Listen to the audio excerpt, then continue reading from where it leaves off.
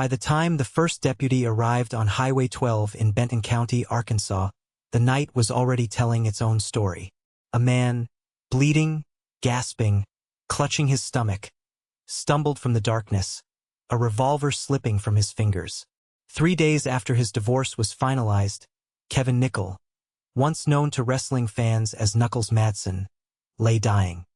His alleged last words were simple, yet devastating. It was Hogue. The case would later reveal a tangled web of betrayal, old flames, and violent new attachments. 2 arrests followed. Michael Hogue, the ex-wife's new boyfriend, charged with first-degree murder, and Amanda Penny, the ex-wife herself, charged as an accomplice. A story of love, jealousy, and vengeance in the shadows of a small Arkansas town would grip the nation. But this is not just a story about a murder. It is about tension that had been simmering long before the gun was fired. The secret messages, the baseball bats, the threats, and the confrontation on a quiet country road that would turn a family's life upside down forever. The night of July 11th carried a heat that clung to the asphalt. Summer in Arkansas had a way of making everything shimmer, almost mirage-like, hiding the cracks underneath. In the shadows along Highway 12, the forest closed in on the road, and silence fell heavy, broken only by the occasional rustle of leaves in the wind. It was here that the life of Kevin Nickel, professional wrestler known as Knuckles Madson, would meet a violent end. Kevin was a man of dual worlds. By day, a father navigating a painful divorce.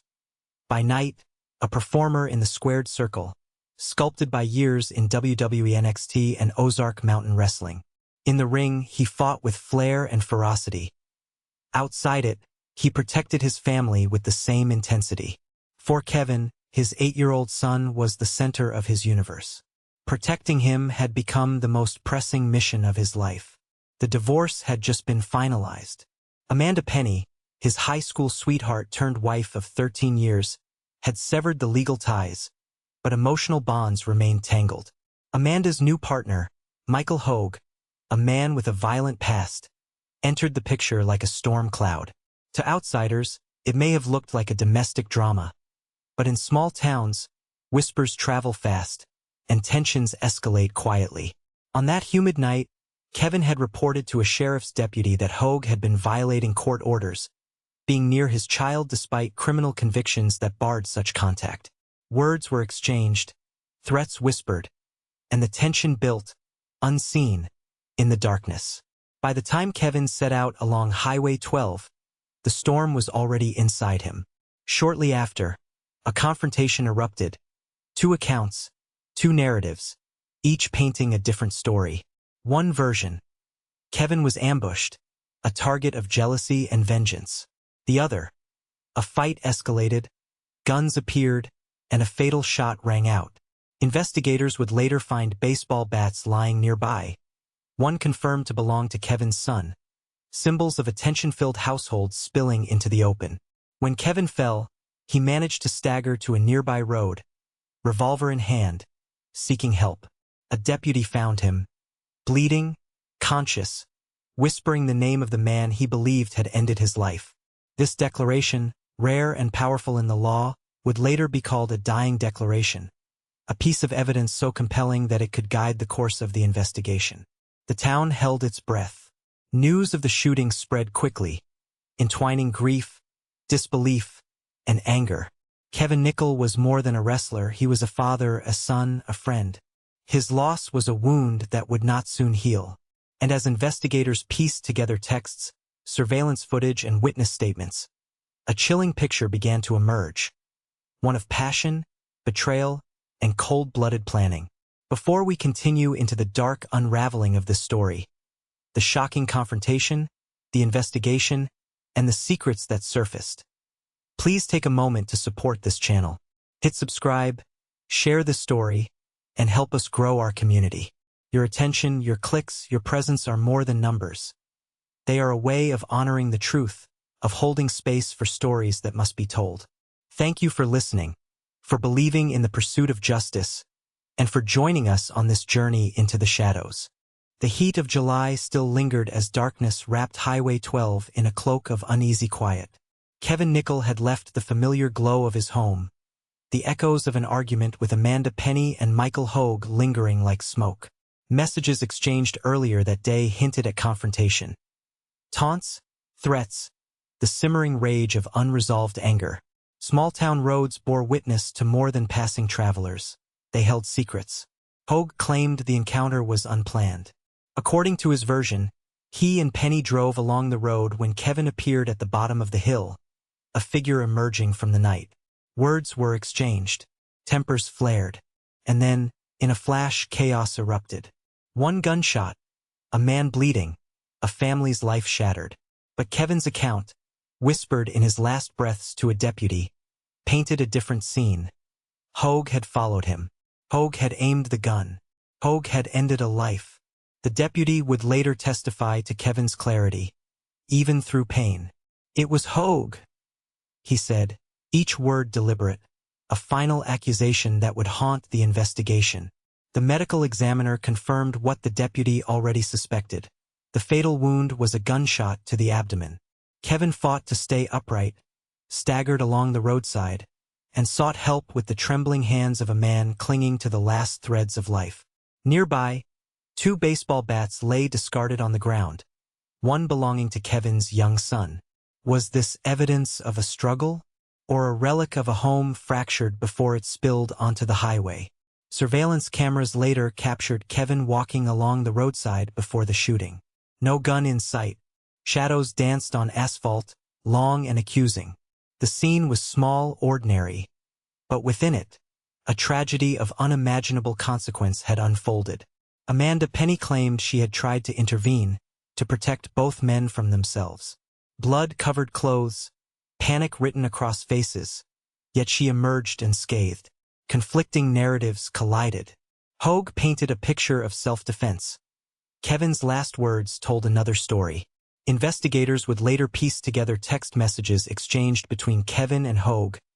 Taunts, ultimatums, the brewing of a confrontation that seemed inevitable in hindsight. That night, the first threads of a tangled web began to unravel. Lies, truths, and half-remembered details mingled in the dark. By dawn, investigators stood over the asphalt, tracing footprints, collecting bullets, trying to make sense of the violence. And somewhere in that quiet county, a grieving mother, an orphaned son, and a community left reeling could only wait for answers that might never come in full clarity. Before we step further into the investigation, the warrants, the interviews, the painstaking search for evidence, please support this new channel. Hit subscribe, share the story, and help us grow together. Your patience, your presence, and your attention are what allow stories like this to be told with care and clarity. Thank you for listening, for seeking truth, and for joining us as we uncover the shadows. The morning light revealed more than the asphalt and grass of Highway 12. It revealed the painstaking traces of a life violently interrupted. Detectives began their work, sifting through messages, surveillance footage, and witness accounts. Every detail mattered. The texts between Kevin and Hogue hinting at confrontation, the timing of Amanda Penny's involvement, the baseball bats, the discarded gun. The U.S. Marshal Service took the lead on arrests, bringing in a level of scrutiny the local sheriff's office could not alone provide. Michael Hogue, with a history of violence, was arrested in Fort Smith. Amanda Penny, pregnant and under scrutiny, was taken into custody in Rogers. The charges were stark. First-degree murder for Hogue, accomplice to murder for Penny, with both facing firearm possession charges. Yet the evidence was anything but straightforward. Hogue claimed self-defense. Kevin had confronted them. A struggle ensued. The gun discharged. Penny corroborated parts of this narrative, asserting she tried to intervene as the fight spiraled. But investigators uncovered discrepancies. Video showed Kevin without a weapon, wandering the scene moments before the shooting. The deadly confrontation seemed not spontaneous, but the climax of escalating tensions rooted in divorce, jealousy, and a new, volatile relationship. Kevin's alleged dying declaration, so rare in legal proceedings, carried weight. A statement spoken under the certainty of impending death holds exceptional reliability in court. "It was Hogue," Kevin had said, breathing his last. This single utterance would become the cornerstone of the prosecution's case, a lifeline to justice for a father gone too soon. But defense attorneys would challenge it, questioning Kevin's state of mind, the chaos of the moment, the possibility of misperception. As detectives delved deeper, they discovered another layer of human complexity. A family fractured by love and betrayal, a young boy caught in the crossfire, a mother desperate for answers. Each piece of evidence, each witness statement, became not just a tool in court but a thread in the tapestry of grief. The community watched, rapt, as law enforcement reconstructed that fateful night with painstaking care, the tension mounting with each new discovery. The story was no longer just about a gunshot on a quiet road. It was about patterns of behavior, choices made under duress, and the human impulses that lead to irreversible consequences. And as the investigation drew closer to formal charges, the public, the media, and the family waited for a trial that promised to expose the deepest truths and the most painful lies. Before we move into the courtroom drama, the confessions, and the chilling testimonies that would shape this case forever, please support this channel. Your subscription, your shares, your engagement are the lifeblood of storytelling that seeks truth. Thank you for listening, for caring, and for standing with us as we uncover the layers of this dark tale. January 5, 2026, arrived like a specter over Benton County. Both Michael Hogue and Amanda Penny appeared before the court, their futures uncertain, the weight of tragedy pressing down. The courtroom was tense, every seat filled with family, friends, journalists, and curious townspeople. The air was thick with anticipation, and every word spoken would carry the echoes of that July night. Prosecutors painted a meticulous picture. Text messages, surveillance footage, witness accounts, and the dying declaration of Kevin Nickel. They framed Hogue as the triggerman, Penny as the conspirator whose actions enabled a violent death. But defense attorneys pushed back. They highlighted Kevin's volatile temper, the alleged provocation, the chaos of a confrontation on a dark highway. Self-defense was argued, a plausible narrative in a case muddied by conflicting evidence. The emotional weight was palpable. Kevin's mother, Susan Kinderman, sat quietly, eyes fixed on the proceedings, hoping for answers she might never fully hear. His young son remained shielded from the courtroom, yet the tragedy of his loss was visible in the lines of his mother's face. Each testimony, each piece of evidence, became more than fact. It became a window into the fractured humanity of all involved. Investigators revealed the minute details. 2 baseball bats at the scene, blood-soaked clothing, and the trajectory of bullets matching forensic evidence. Text messages indicated premeditation and heated arguments, yet the human element, fear, desperation, the desire to protect, added layers of ambiguity. Was this murder or was it a confrontation gone too far? Each juror would be left to weigh the facts against the shadows of motive, emotion, and circumstance. Courtroom drama unfolded in cinematic detail. Expert testimony dissected the dying declaration. Forensic analysts reconstructed movements along Highway 12, and witnesses recounted fragmented scenes of violence and confusion. Tension mounted as the narrative unfolded not linearly, but in pieces, a mosaic of chaos, grief, and human error. Before the jury retired to deliberate, before the final judgments and the echoes of truth, please take a moment to support this channel. Subscribe, share, and help us grow. Your participation ensures that stories of consequence are told with care, honesty, and reverence. Thank you for listening, for following the journey, and for honoring the truth with your attention. The courtroom doors closed, but the echoes of that fateful night in July lingered far longer than any trial could measure.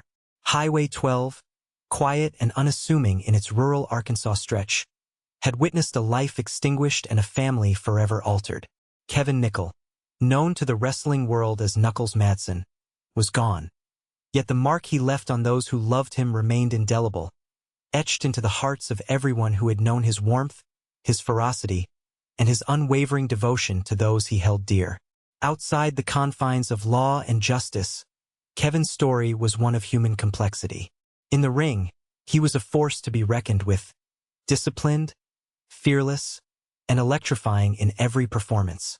He had spent years training, sweating, and perfecting his craft in WWE NXT and later in Ozark Mountain Wrestling, where he wrestled under the name Ivan Warsaw. Fans remembered him as a performer who gave everything he had to his audience, yet it was in quieter moments, away from the spotlight, where Kevin's true character shone brightest. He was a father first. His 8-year-old son had been the center of his universe, the reason for every decision, every argument, every struggle that consumed him. Friends recall the way Kevin would light up when speaking of his child, the pride in his voice, the protective edge that never wavered. He loved fiercely, deeply, and without hesitation, a trait that made his death feel all the more cruel. Those who had been closest to him describe a man who embodied integrity, humor, and an enduring loyalty that earned him lifelong friendships. Kevin's mother, Susan Kinderman, spoke softly of the son she had lost. A boy from a small town who had grown into a man with dreams larger than the horizons of Benton County. He loved hard, she said, and he lived even harder. I hope that, wherever he is, he knows the depth of the love that surrounds him still. Friends like Logan Pendergraft described him as a brother in spirit, someone whose presence was constant, reassuring, and full of life. Tributes poured in from the wrestling community. Ozark Mountain Wrestling held a memorial show in his honor, while the National Wrestling Alliance and NWA Texas released statements of sorrow and remembrance. Each message, each post, each quiet gesture underscored the truth. Kevin Nickel had mattered. He mattered to his family, to his friends, and to a community that would never forget him. Yet, the tragedy of his death was not merely the cessation of a life. It was the interruption of potential. The stories he could have told, the moments of joy he would have shared, the lessons he would have taught his son, all vanished in the span of a single catastrophic night. It is a chilling reminder that life, no matter how vivid or powerful, can be taken in an instant, leaving behind a void that cannot easily be filled. Even in sorrow, Kevin's legacy lives on. His story forces reflection not just on the events that led to his death, but on the fragility and preciousness of life itself. In the hearts of those who knew him, in the echoes of the wrestling rings where he performed, and in the quiet streets of Benton County where he fell, Kevin Nickel remains present. Not as a memory fading with time, but as a beacon of what it means to live passionately, to love fully, and to be remembered for the humanity one carries. His death also leaves questions that linger long after the courtroom verdicts are read. Beyond the legalities, beyond the arrests, beyond the headlines, there remains a deeper, haunting inquiry. How often do we let anger, jealousy, and unresolved conflict overshadow love and understanding? How many moments slip away, unnoticed, until they are gone forever? Kevin's life and death compel us to examine the choices we make, the relationships we nurture or neglect, and the legacies we leave behind, not in money, not in fame, but in the depth of our care for one another. As you reflect on Kevin Nickel's life, his triumphs, his struggles, and the heartbreak that ended his story, consider this. In your own life, how many bridges are left unbuilt? How many words left unsaid? How many chances to protect and love the people who matter most are slipping through your fingers? Kevin Nickel may no longer walk the earth, but his spirit challenges us to live with courage, compassion, and the knowledge that our actions, our care, and our presence have consequences far beyond what we see in the moment. The shadows of Highway 12 will never fully fade, but within them, his legacy glimmers. A testament to a life lived boldly, a love given fiercely, and a reminder that the choices we make define not just our destiny, but the world around us. Before we close this chapter, take a moment, dear listener, to honor Kevin's memory. Subscribe, share, and help this channel grow, so stories like his stories of love, loss, and humanity can continue to be told. Thank you for listening, for reflecting, and for allowing yourself to feel the weight and beauty of a life that mattered. And now I leave you with this haunting question. If tomorrow were not guaranteed, what would you do today to ensure the ones you love know they are truly cherished?